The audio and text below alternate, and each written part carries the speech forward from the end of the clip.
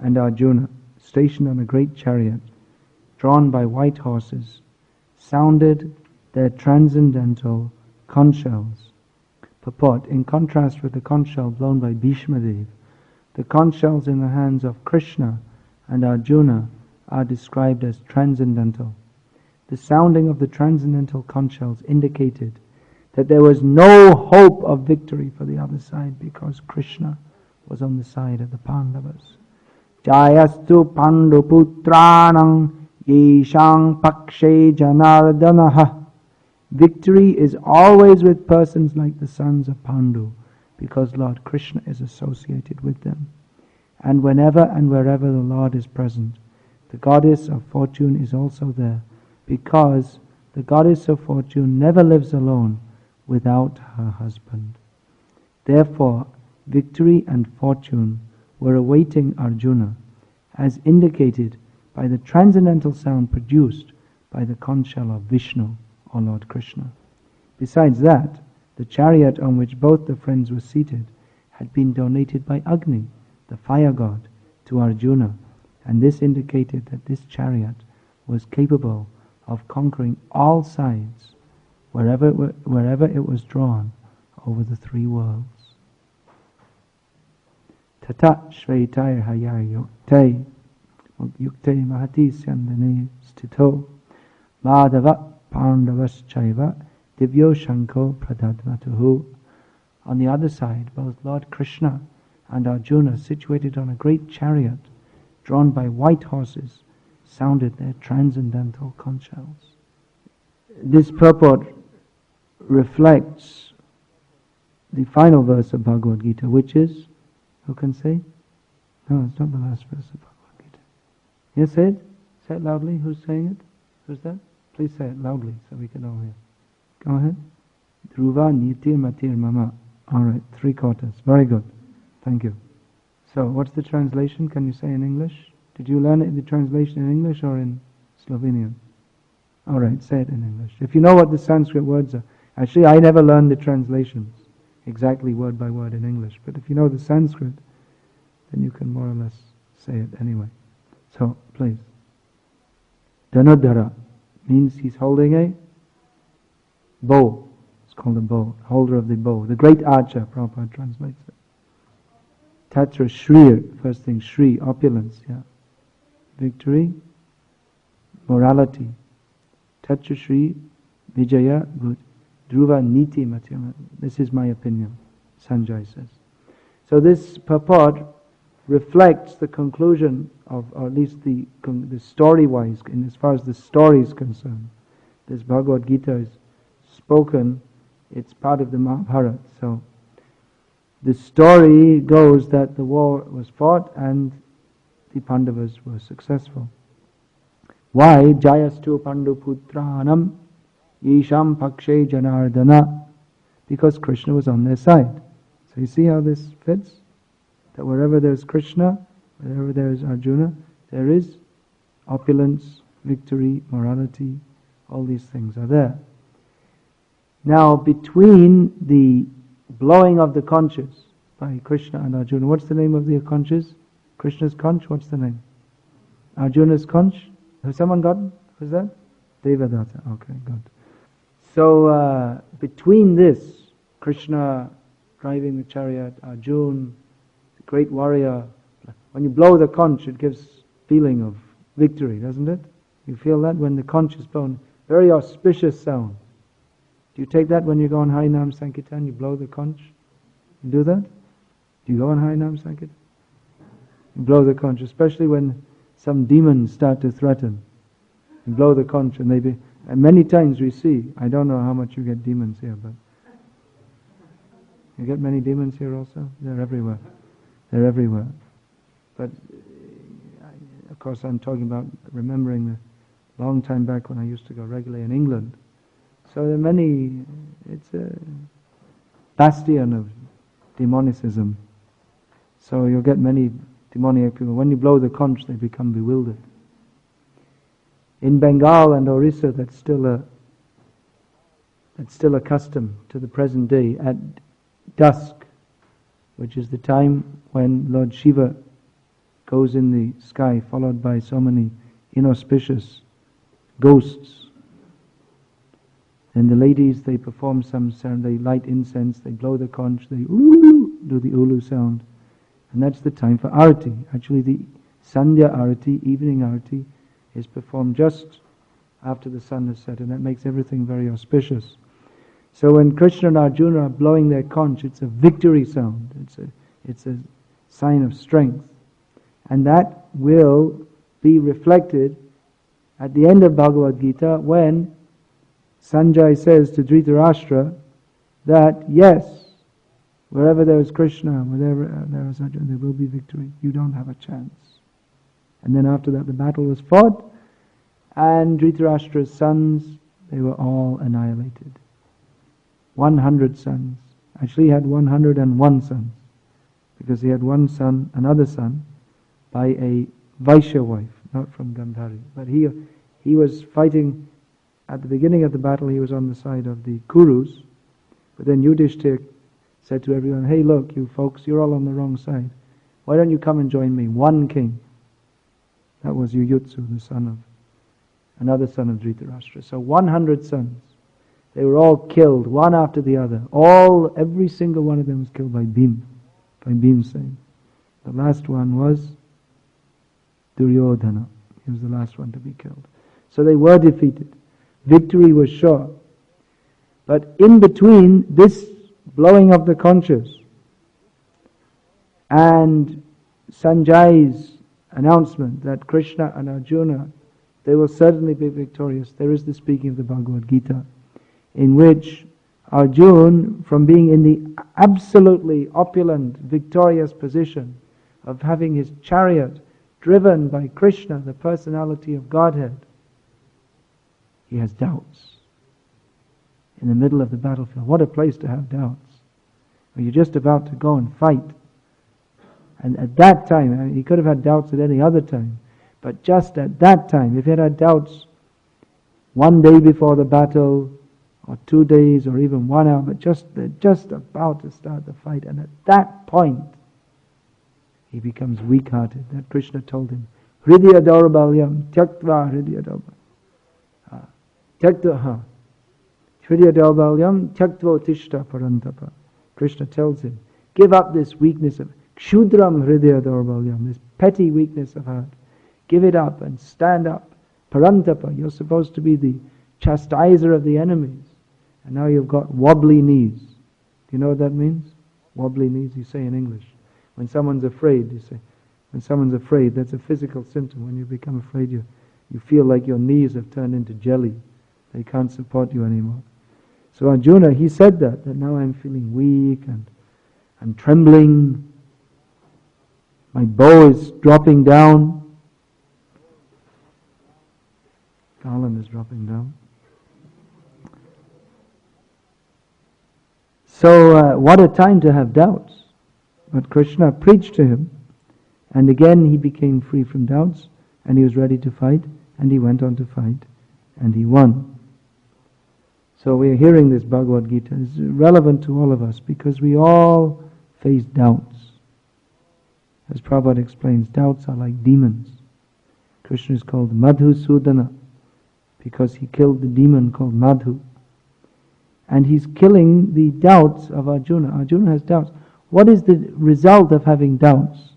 The result of having doubts is that we lose our enthusiasm to serve Krishna. Isn't it?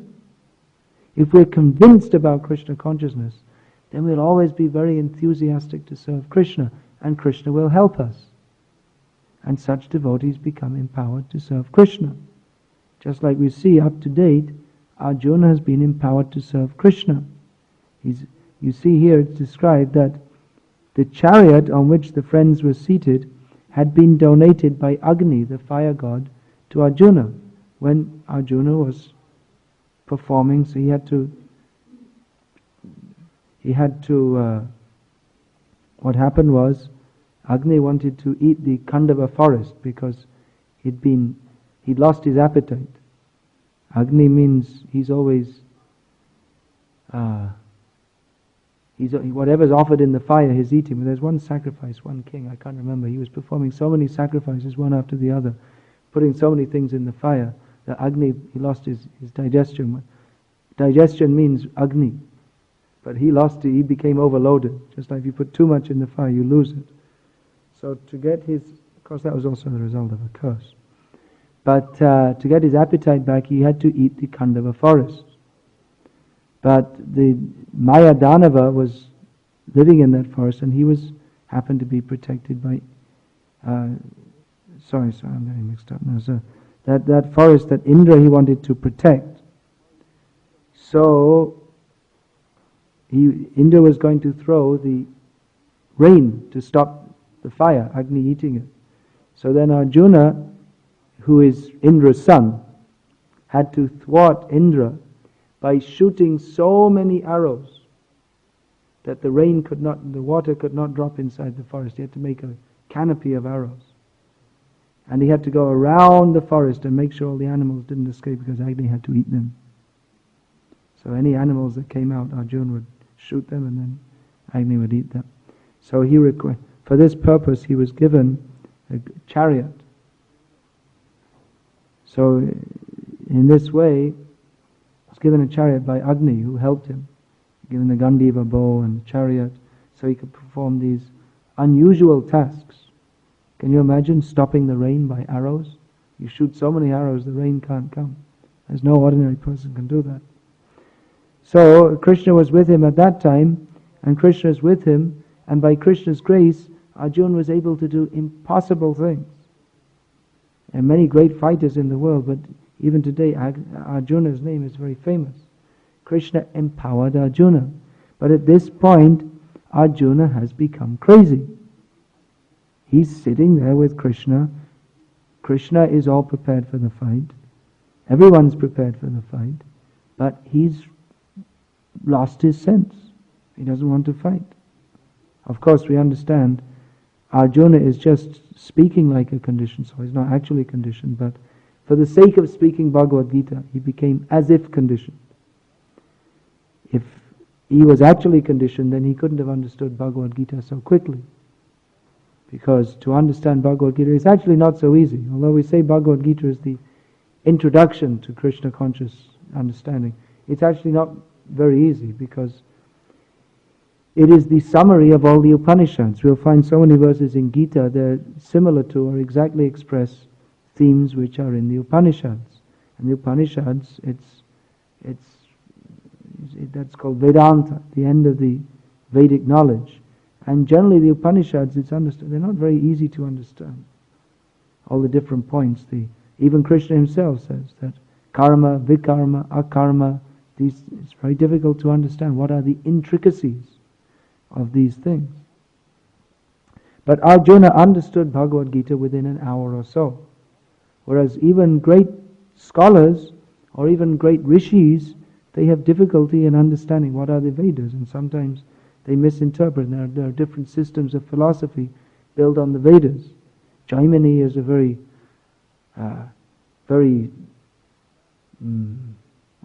staunch follower of the Vedas. He very staunchly supports the Vedas, but his conclusions are absolutely materialistic and atheistic in the name of the Vedas. Because mostly the Vedas, they are mostly the Yamidam Pushpitam Vacham, they're the flowery words which recommend elevation to the heavenly planets.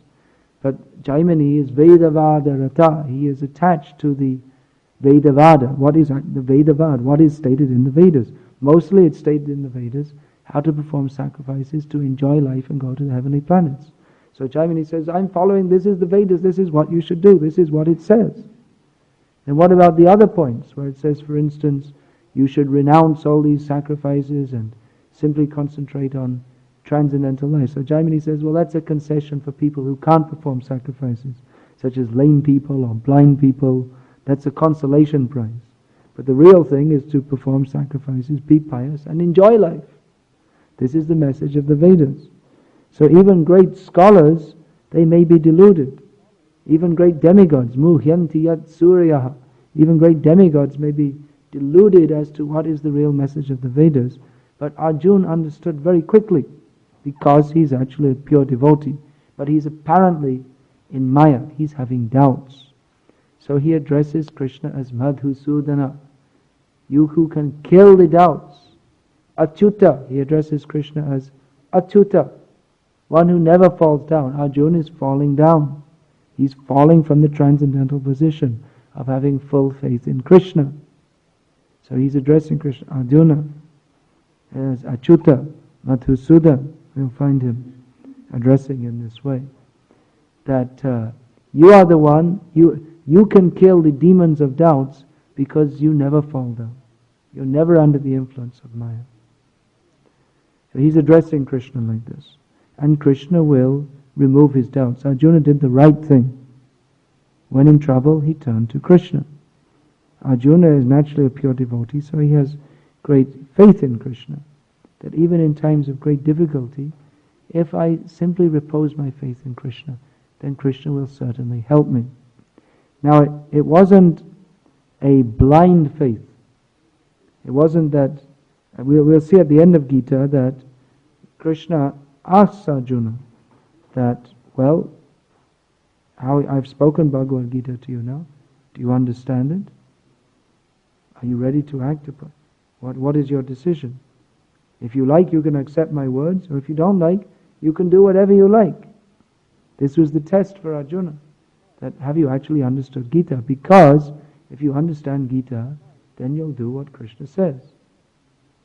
And Arjuna agrees, yes. Nashto moha smriti labdha tat prasadat ayachuta stitosmi gata sandeha krishe vachanam tava.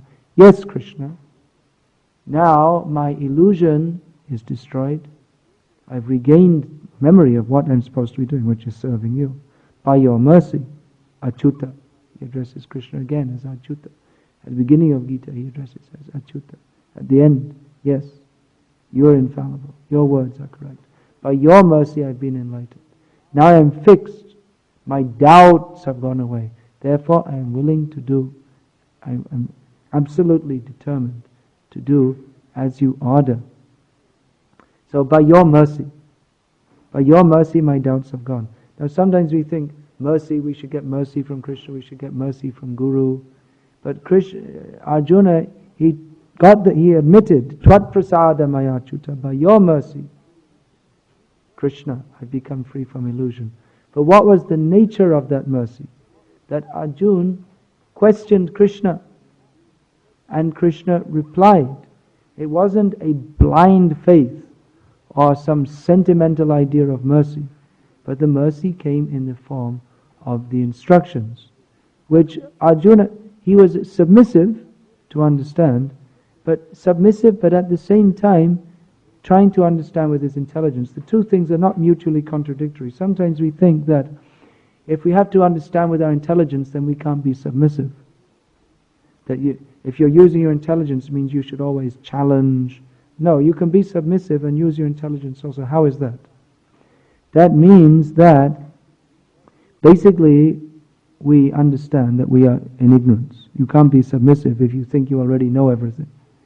If you're challenging, that means you think you already know everything, and there's no use for such a person to approach a guru, because mercy comes down. A guru means who is heavy with knowledge, has more knowledge than you.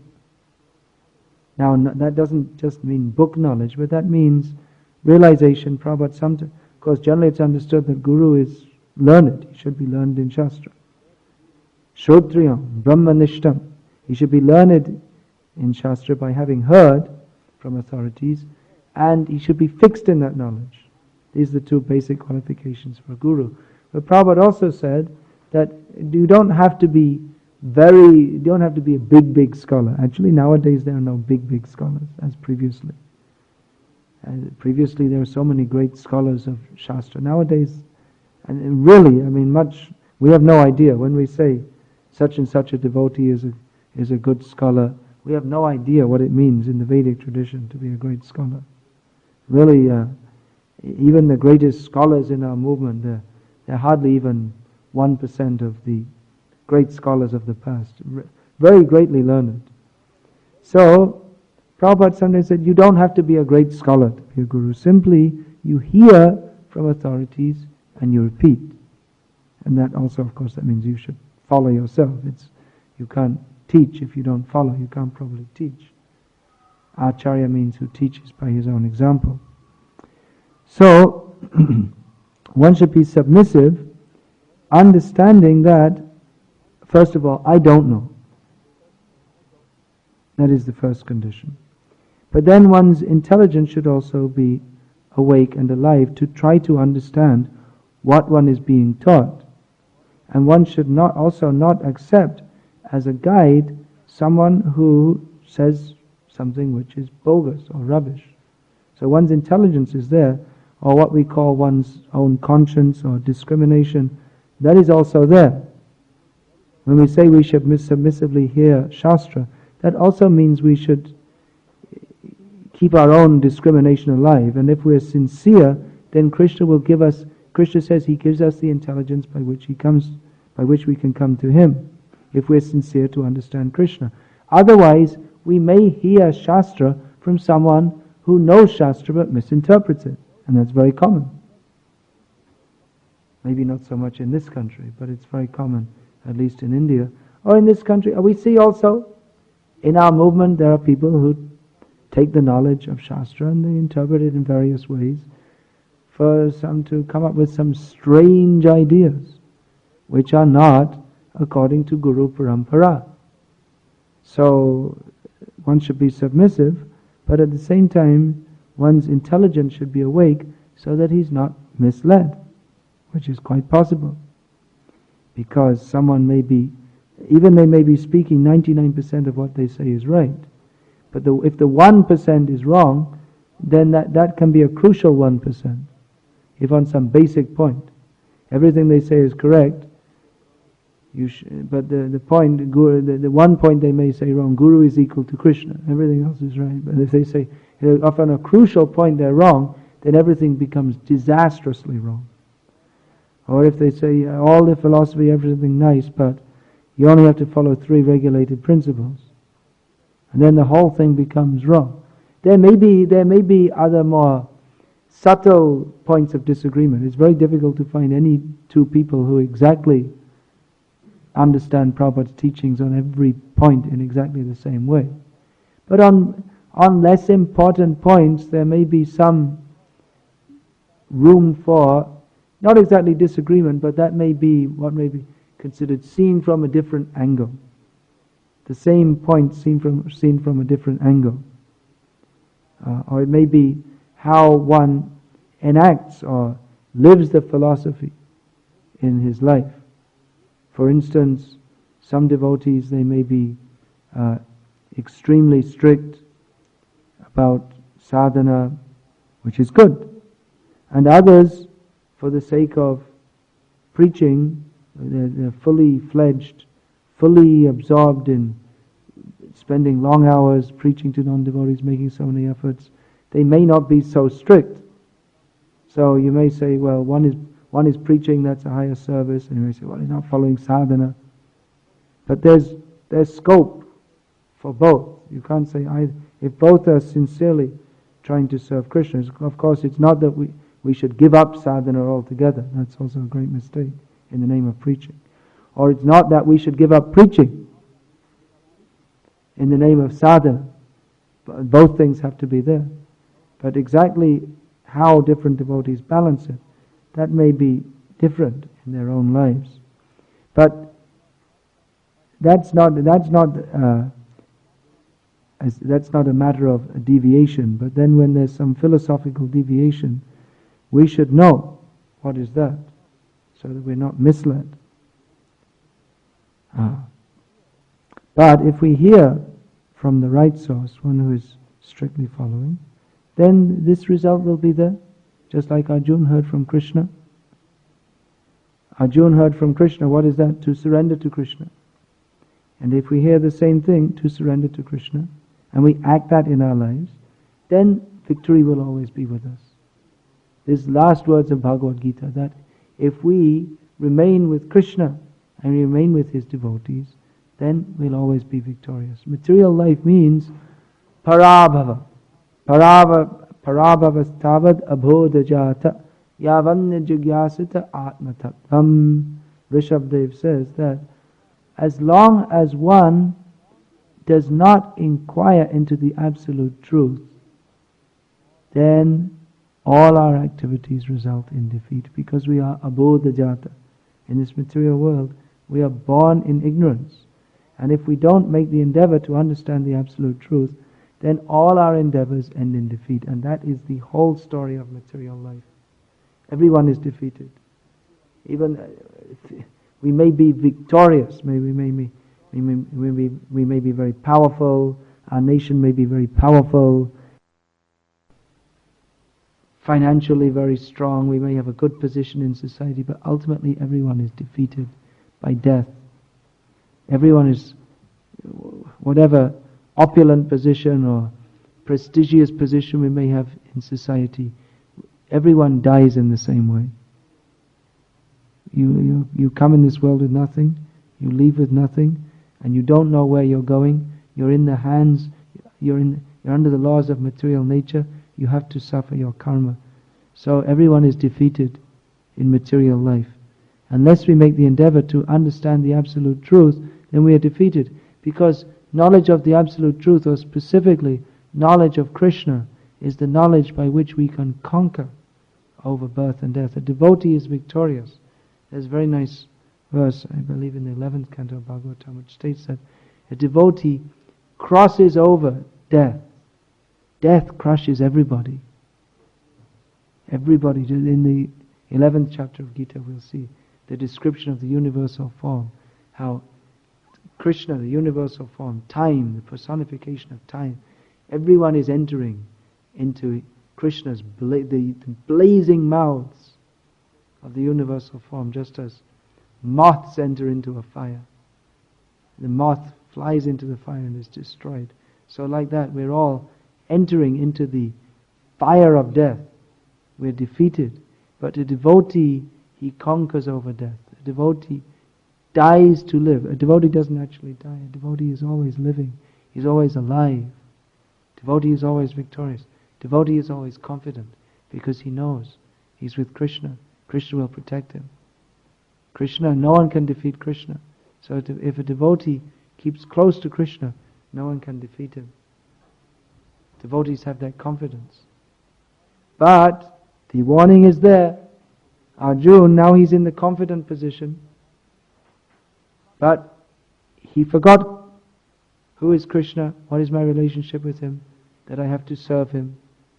He forgot that Krishna is Madhava, the husband of the goddess of fortune, and he considered himself as an ordinary person, as Krishna as an ordinary person, as Bhishma, Dronacharya, ordinary. He was in the bodily concept of life. He forgot his service to Krishna and Krishna's transcendental position. He became overcome with doubts. Therefore he came down to the platform of an ordinary person, covered with fear. Baham dvitiya viniveshita syat, ishadapetasya viparyo smritihi. When one becomes envious of Krishna, his consciousness changes from pure transcendental consciousness and becomes the opposite. He becomes envious of Krishna and he becomes overcome with fear. This was Arjuna's position. He became overcome with fear. Actually, he was in the material position, means that superficially at least, he must have been envious of Krishna because he didn't want to serve Krishna. If you don't want to serve Krishna, that means there's envy of Krishna. He forgot his connection with Krishna. Therefore he came to the position of lamentation. Whereas a devotee who is always remembering Krishna, he's always jubilant. He's always happy. He's never overcome by lamentation. So this is the lesson. Don't forget Krishna. Always keep close to Krishna. How can you always keep close to Krishna? You always have to be linked up with Krishna by the process of Bhakti Yoga. Just like Prabhupada gave us this process. Chant minimum 16 rounds. If you don't do that, Maya is going to get you. Already Maya has got you. If you don't chant 16 rounds, you're in Maya. And Maya is going to come more. And you're going to become despondent. And so many doubts and fears and illusions. You're going to be overwhelmed. But if you chant 16 rounds, and chanting 16 rounds means chanting, not mumbling, not whining or wheezing, but chanting the names of Krishna. Hare Krishna, Hare Krishna, Krishna, Krishna, Hare Hare, Hare Rama, Rama Rama, Hare Hare. Chanting. Chanting means praying to Krishna. So if we're actually chanting Hare Krishna, we'll always be jubilant. And if we're not chanting Hare Krishna, then we're in a very dangerous position. Very dangerous. So Prabhupada gave us this program, sadhana. Sadhana means to be in association with Krishna, rising early, chanting the names of Krishna, associating with devotees, taking the darshan of the deities, getting the blessing of the deities, hearing about Krishna. This keeps us in association with Krishna. This gives us strength. And if we don't do that, naturally we're going to become weak. Then so many doubts will come, fears will come, misconceptions will come. Even Arjuna, such a great devotee, is standing in front of or standing behind Krishna. But he forgot, what is my position? To serve Krishna. And he became full of doubts. So that may happen to anyone. If you don't chant your rounds, Maya's got you, and Maya's going to get you more, and you're going to be smashed by Maya. If you don't associate with devotees, you're not going to have enthusiasm to chant your rounds. If you don't regularly study Prabhupada's books, if you get involved with so many material things, you're going to lose it. You're going to lose your Krishna consciousness. You got the great gift of Krishna consciousness. If we don't stick to this process, simple process, joyful process, then we'll stop being simple, we'll become complex, and we'll stop being joyful, we'll become morose. That is the fact. If we don't, sometimes we have so many funny ideas about Krishna consciousness, but actually Krishna consciousness is just the same as it ever was. It's simple, joyful, blissful, natural, chanting Hare Krishna and being happy. Now for the organization of the society and preaching and so many, there may be this management and this project and raising the funds and legal matters and this and that. We should never forget the essence of Krishna consciousness is chanting Hare Krishna and being happy. And if you chant Hare Krishna, you'll be happy. And if you don't chant Hare Krishna, you won't be happy. Krishna consciousness is very simple, isn't it? If you chant Hare Krishna and dance and take prasadam, then you'll be happy, because Krishna is full of happiness. And if you're linked with Krishna by Bhakti Yoga, then you'll be happy. And if you don't chant Hare Krishna, then you'll be morose. It's very simple. Krishna consciousness is simple for the simple. And if you're not simple, then you're going to be so many strange ideas and fears, and this is wrong and that is wrong and everything is wrong and you are wrong. What about this one here? No, I can't chant Hare Krishna because this and that, and this devotee said this, and that one's not right, and this one's no good. And what about Krishna? You can see this fault, that fault, but Krishna remains the Supreme Personality of Godhead. And even if everyone in the whole world is wrong, you can always chant Hare Krishna. And if you do that, you'll probably see that, well, maybe everyone in the world, everyone in ISKCON isn't wrong anyway. Maybe there's something wrong with me. Therefore, Prabhupada always stressed, keep it simple. Chant Hare Krishna. Have faith in Krishna. Krishna will help you. If we want Krishna's help. If we don't want Krishna's help, if we want to make some excuse of being a devotee and at the same time enjoying sense gratification, then Krishna won't give you the intelligence by which you come to Him. Krishna says, Tesham satata yuktanang bhajitang priti purvakam dadami buddhi yogam tam yenamam upayanti te. Krishna says, those who are constantly engaged in my service and who are worshipping me with love, I give them the intelligence by which they come to me. So if we're not constantly engaged in Krishna's service, if we're taking it easy, having a little sense gratification, don't be so fanatical, Prabhu. If we're not worshipping Krishna with love, we're not fully engaged in Krishna's service, then Krishna is not going to give us the intelligence by which we come to Him. Instead, Maya will give us the intelligence by which we'll forget Krishna.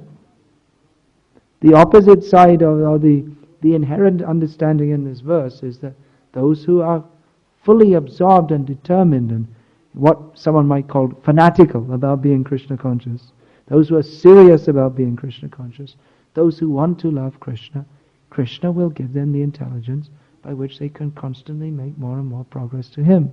So inherent in this statement is the opposite, that those who are not fully engaged in Krishna consciousness, who are not worshipping Krishna with love, who are deliberately harboring desires for sense gratification, Krishna won't give them the intelligence by which they come to Him, and they won't come to Him. It's very simple. If you engage in bhakti yoga by hearing and chanting about Krishna and always thinking how to serve Krishna, then you'll be in the transcendental position. But if you do something else or you have some other agenda, then you won't get Krishna. Krishna is not so cheap that He's not like something you put some money in a vending machine and pull it out whenever you like. Do you have those machines here? I guess you do. You put some money in, you pull the slot, and some chocolate bar or some Coca-Cola or some cigarettes or something useless. Vending machine means whatever's useless you can get out. So Krishna is not so cheap that whenever you like you can simply go and put something in and take it out. No. Krishna is not take it or leave it. Krishna says, Teshang satata yuktanam. Those who are always engaged in my service, I give them the intelligence by which they come to me. And here you see Arjuna, he's lost his intelligence. Means he's about to. Now he's blowing his conch shell. He's with Krishna. They're invincible. Arjuna is invincible as long as he remembers Krishna. But then he's going to have his doubts. Then he becomes a wobbly jelly baby. He loses his strength. But he has the good sense. Let me go to Krishna. Krishna will help me. Then again, he hears from Krishna, he understands, then he becomes strong and he's ready to fight, and he does the impossible in Krishna's service. So everything is possible by the grace of Krishna. Not by our strength, not by our material intelligence, which is puny, however so-called intelligent we may be. Not by our mental speculations, not by mixing bhakti yoga with some new ideas. You don't need any new ideas. New idea means useless. The old idea is good. The old idea is chant Hare Krishna, depend on Krishna, study Bhagavad Gita as it is. These old ideas are very good. Chant Hare Krishna, take prasadam, these are all old ideas. Because Krishna is old but ever fresh. And material life means whatever it is new, it may appear to be new and very good, but it's stale, dull, it's devoid of spiritual potency. So in material consciousness, something new seems to be, very exciting, very interesting. But material thing, that is the nature of Maya. It looks like it's fresh, but it's inherently rotten. And everything in material life simply becomes rotten and stinks. So similarly, if we introduce material consciousness in the name of Krishna consciousness, we'll find after some time, no bliss. What happened? It means you're not in Krishna consciousness. Whereas Krishna consciousness means it's the same thing, but it's always fresh. What is that? Chanting Hare Krishna, taking Krishna prasad, associating with devotees. Associating with devotees means to discuss about Krishna, topics of Krishna consciousness, pushing on the Sankirtan movement, distributing Prabhupada's books, holding festivals. It's the same thing. It's always fresh. The holy name of Krishna doesn't become stale. If we think it's stale, we have become stale. Otherwise, for those who are in transcendental consciousness, they always find the holy name very blissful, very nice. A materialist, he wakes up every morning, oh no, another day. Throw the alarm clock out the window. You know, this one of my friends told me when I was a kid at school. His father, a big executive officer in some company in London, but he regularly threw the alarm clock out of the window. His habit. He hated, oh no, another day. Ah. But a devotee, Jai, another day to serve Krishna. Out of ignorance, out of maya, out of sleep. How wonderful. What nectar today. Immediately up early in the morning. I remember I first came to Krishna's temple in London, Bhaktivedanta Manor. So by Krishna's arrangement, I couldn't leave because there was a snowstorm. So I was forced to stay. So they got me up early in the morning and threw me in the cold shower in the middle of winter. And it seemed... Then Mangalarti, freezing cold. There's no money to heat the temple. But the devotees are singing and dancing. This beautiful song. And what is the meaning? I have no idea. But so beautiful, and devotees, it's freezing cold, but they're singing and dancing with all the blissful look on their face. I can immediately understand. These people, they're not ordinary people. They're getting some pleasure on the transcendental platform.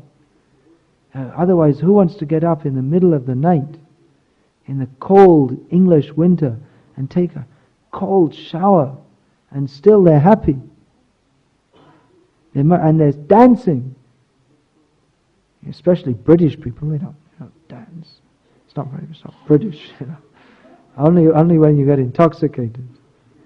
That's all. And but they're up early in the morning and singing and I can immediately understand these people. They're definitely getting some energy from some higher source. Otherwise, how can they be doing this? Otherwise, either they're crazy or they're on a transcendental platform. So, I can understand they're not crazy because everyone in the material world is crazy. That was obvious, but these people, they're doing it for God. They must be in contact with God.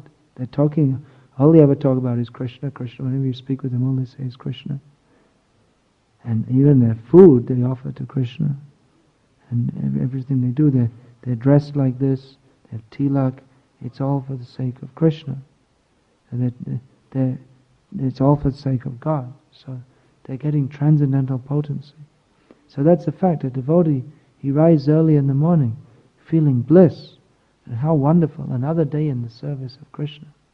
There's so many things to do in the service. We have so much work in the service of Krishna, so many things to do. There are so many people all over the world who have to know about Krishna. They must come to Krishna consciousness. They don't know about it yet. There are so many devotees of Krishna in this country who don't know it. They're just going to work or going to school, and they don't know that they're devotees of Krishna. But they're just waiting for someone to come. Hey, here's a book about Krishna. Oh. And they read, and what's this? They start associating, they start chanting. There's so many people just like you. Previously, you didn't know, right? You didn't know about Krishna. You thought life means to go to school and eat some bread and pass stool and this, watch some TV. Or this is life. You didn't know about Krishna. Now you know about Krishna, your life is changed. There's so many people in your country and all over the world, they don't know about Krishna yet, or they may have heard something, but they haven't come to the point of understanding that there's no meaning to life except to serve Krishna. So devotees, they have a very exciting mission, that how we can go out and find all those devotees who don't realize yet that they're devotees. Great mission. It's just like some kind of hunting, transcendental hunting. Where are the devotees? Hunting kamis, they like to go hunting. And do you do that in your country? They go out with guns and they shoot rabbits and deer, and very demoniac actually. But devotees, they're going out looking. Where are those spirit souls who are eager to understand Krishna? Where are they? There are so many. You can't tell.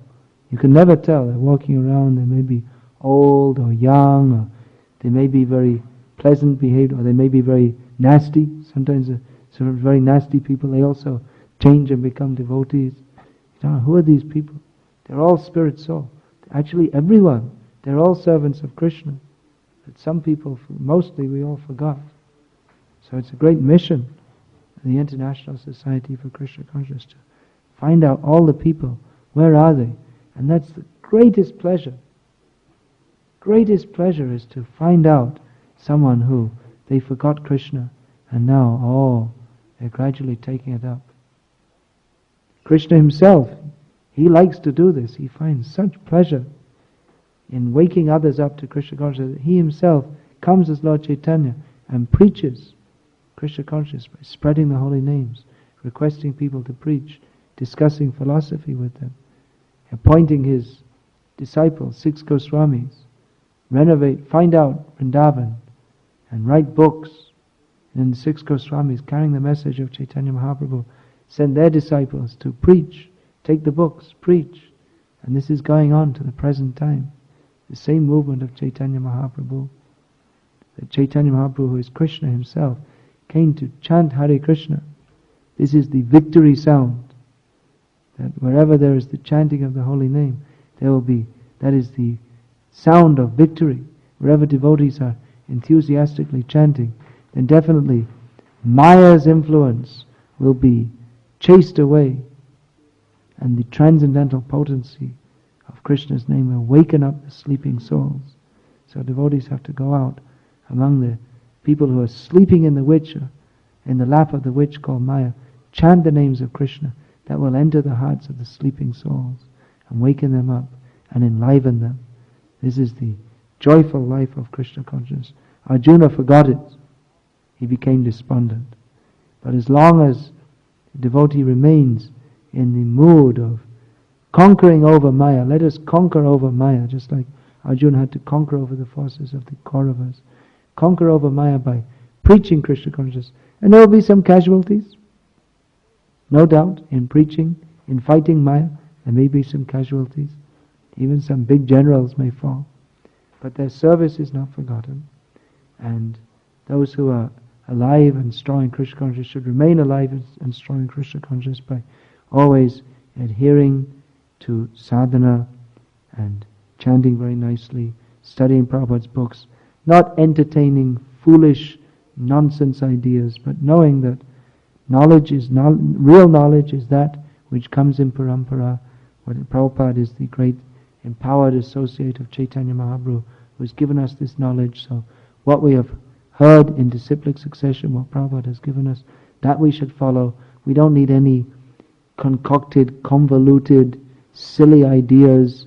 Just follow what the acharyas have given us, simple system, chant Hare Krishna and be happy, spread that to others. In that way we'll remain strong, blissful and happy, and always the strength of Krishna will be there to help us.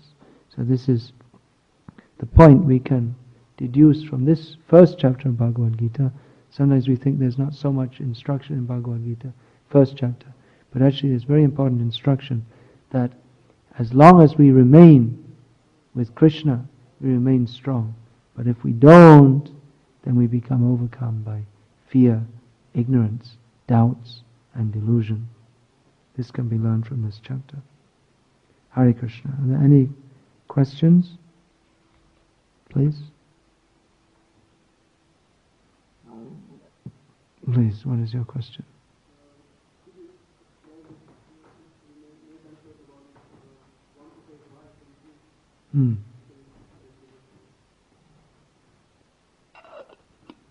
Well, I think the class, what I was saying, that's understood from this, isn't it? If you have life, you can preach. What does that mean?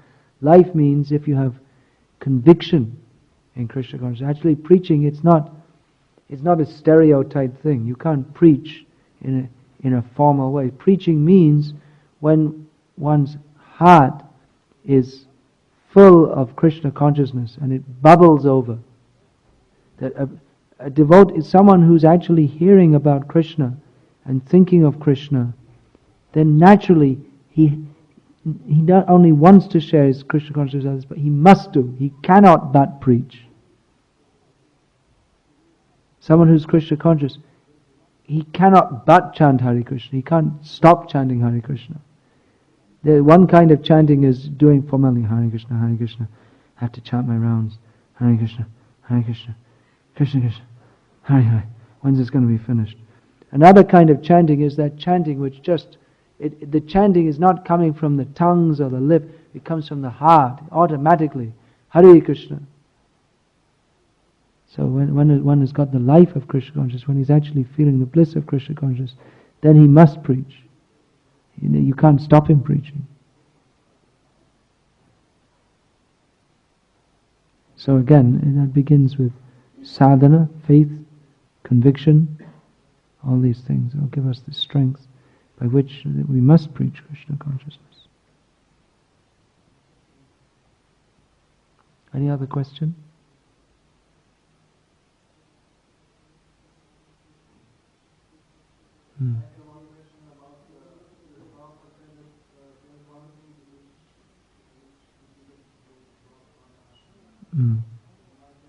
Well, can we have... Yeah, all right, go on.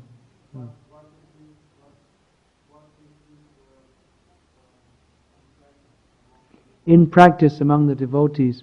Well, Prabhupada, towards the end of his pastimes in this planet, in this particular time, he said he wanted to go to Gita Nagari farm and establish that. In other words, the vision Prabhupada had was of all these, there's so many farm, big properties were purchased while Prabhupada was present, because Prabhupada had the idea that devotees will live on the land, produce their own food, and chant Hare Krishna. As far as Varnashram, living in the city is demoniac society. It is getting a job and working for some multinational corporation or whatever. That's not Varnashram. Varnashram is a land-based society. There are also cities within Varnashram communities, but it's land-based, agriculture-based. That was Prabhupada's vision. Produce your own food. Don't be dependent. Don't be economically dependent upon the demoniac society which sucks you in. But devotees should live independently from this, produce their own food, and make their own communities where we can live and chant Hare Krishna without having to depend upon the demoniac society in which you become influenced by that.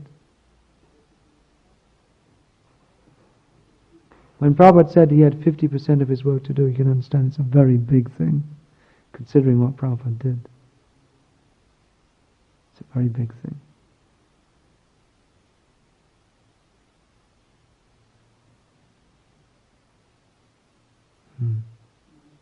This connection, for example, I trying to understand this sequence, this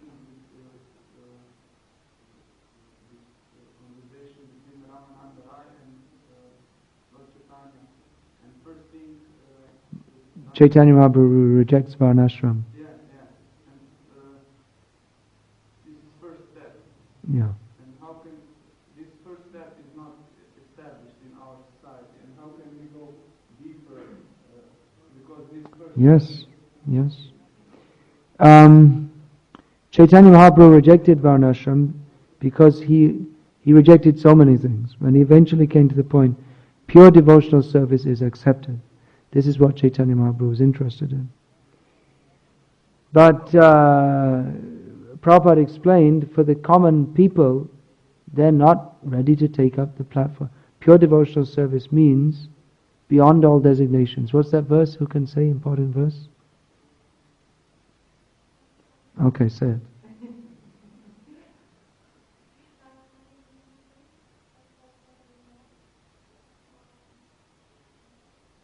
Serving the master of the senses. Whose name?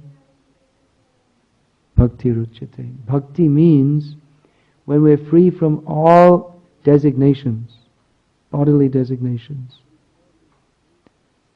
and engaged in the service, engaging our senses in the master of the senses, namely Krishna, Rishikesh. That is bhakti, that is devotional service. And Chaitanya Mahaprabhu said, Nahang Vipro, Nacha Narapati, Napi Vaishya, Napi Shudra. I'm not a Brahmana, Kshatriya, Vaishya, Shudra, Brahmachari, Grihastha, Vanaprastha, or Sannyasi.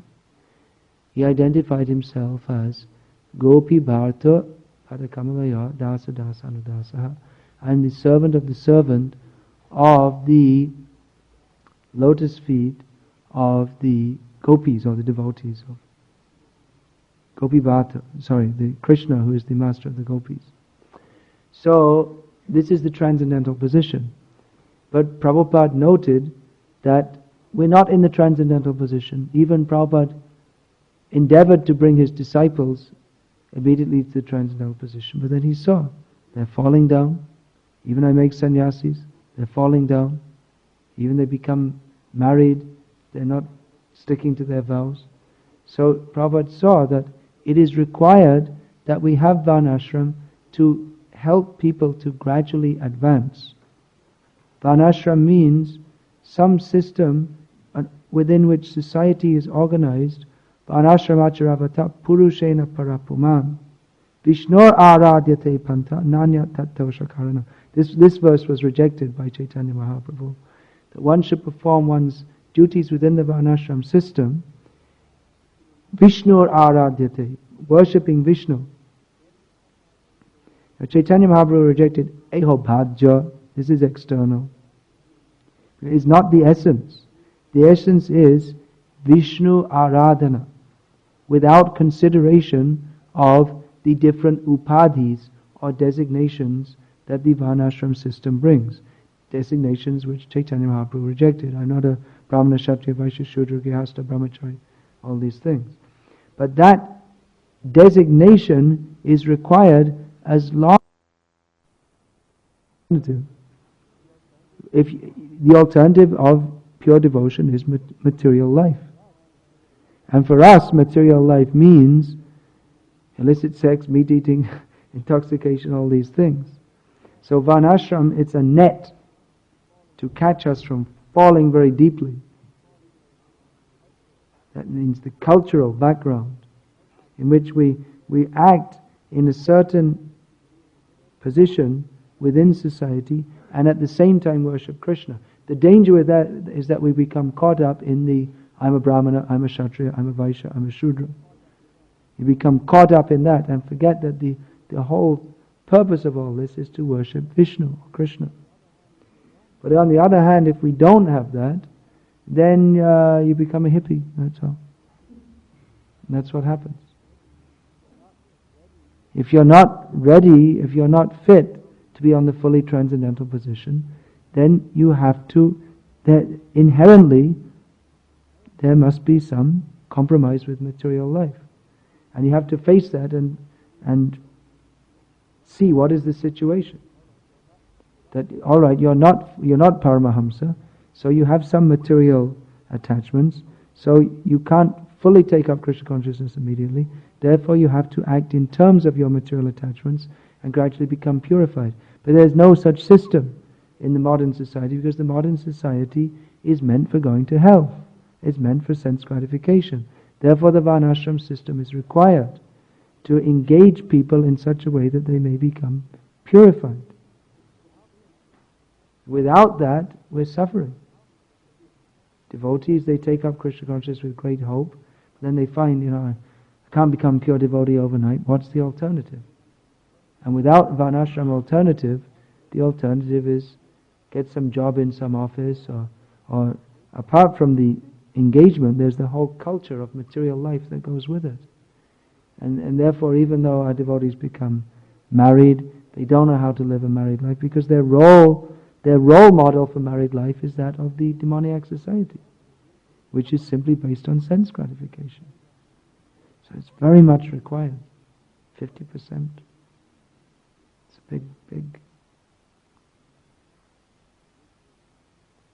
big amount of work we have to do. It's not an easy thing.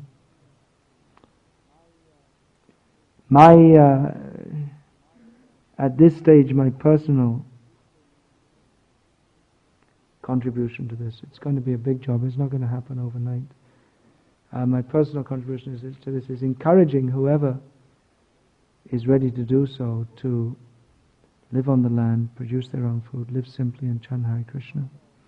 I'm also trying in my own small way to promote the Indian culture, or Vedic. When we say Vedic culture, that is still represented to some extent in India. So when I say Indian culture, it doesn't mean the modern cinema culture, but the original culture, which is still going on to some extent. in India today. So for that reason I'm encouraging devotees to go to India, spend some time there, try to understand the culture. I'm writing books to try to give some idea of this culture. At the moment I wrote this brahmachari book, which gives some idea of brahmachari life, which is the easiest ashram to write about, because it's very simple and straightforward.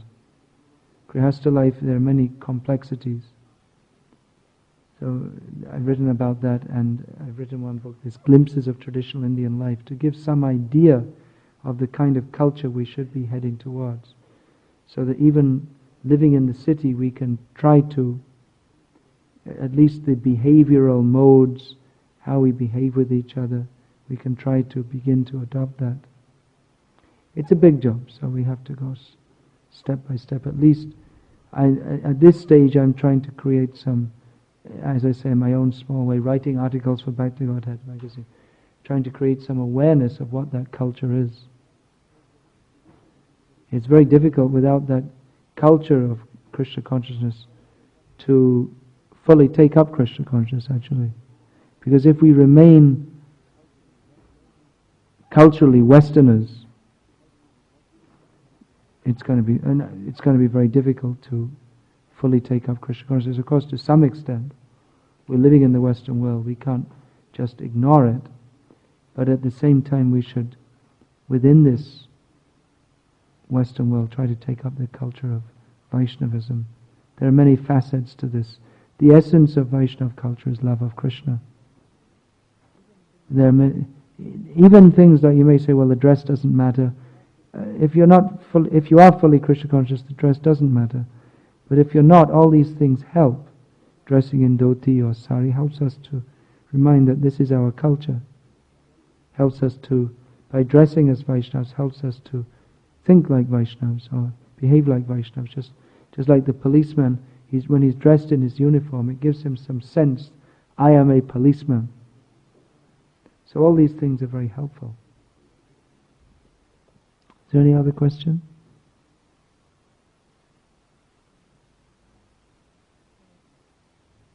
All right, then we'll finish there. Hare Krishna. All glories to Srila Prabhupada. Part of the Vedic culture is distributing prasadam. I often like to distribute prasadam after classes. When I was leaving London, I think 3 days ago, devotees very kindly gave me some Mahaprasad, Mangalarti sweets from Sri Sri Radha Landanishwara. So, they didn't give me a whole suitcase full, it was just a little, so I can give just a little to everybody because I have many places to go to. And also I was given some Mahaprasad in Zagreb, so we can have the little prasad from there also. Hare Krishna. As I was saying, I also have my books. I think some of you may have seen my books before. If you haven't, or if you'd like to take some other volumes, you're welcome. Would you like to say something about my books?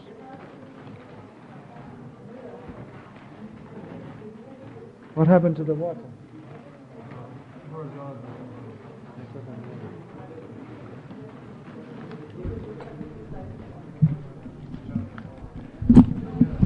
Mahaprasade Govinde Nama Brahmane Vaishnave Sraupam Panyavatam Rajan Vishvaso Naiva Jayate Mahaprasad Ki Jai. That's from Landanishwara. And this is from... Actually, I'll distribute 2 times. Okay? So you took one. I'll come again afterwards. It's easier for me to serve. So we're having 2 phases here. One is Radha Landanishwara Prasad, and the other is from Zagreb Gornitai Prasad. So step by step.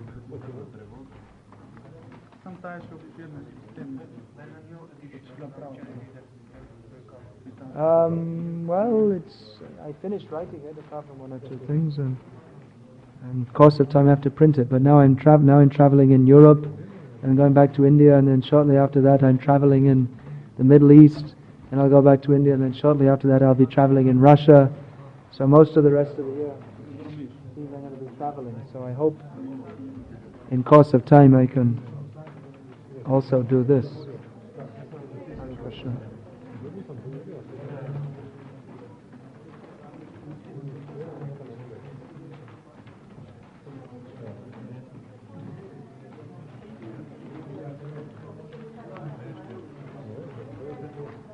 Hare Krishna.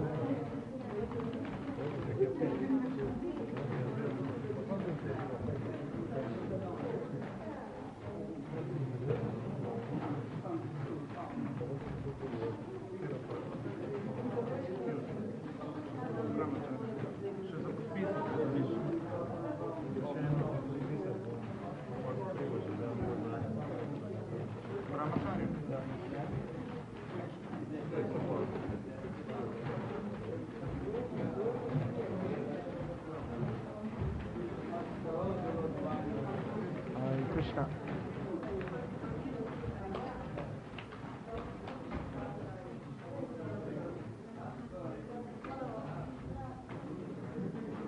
Jai. Yeah, I'll sign just. Okay, phase 2. Still on phase 1? Who's on phase 1?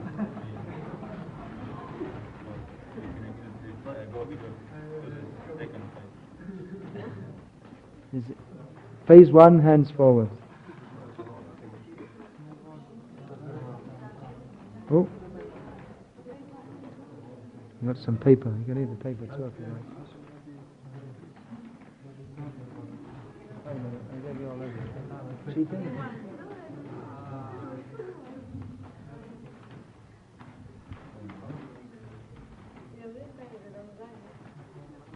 Okay, who didn't get prasad from London?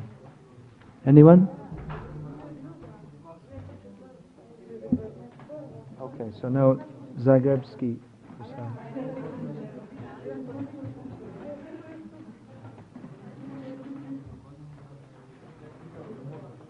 Oh, that's Russian. Wait a minute. It's not Croatian. Slovenian. Wait a minute. Which country are we in?